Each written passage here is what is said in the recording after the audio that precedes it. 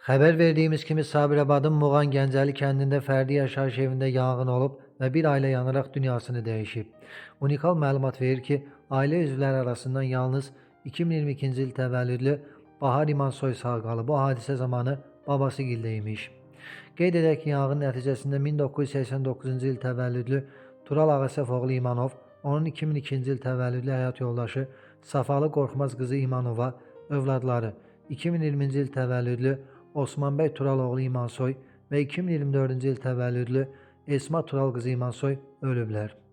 Hadisə zamanı onlardan qonaq olan İmanovun anası 69 yaşlı Bahar Niyaz qızı İmanova və 42 yaşlı qardaşı Ruslan Ağasəf oğlu İmanov yanğından sağ çıxıblar. Ölənlərin foto görüntüsünü təqdim edirik.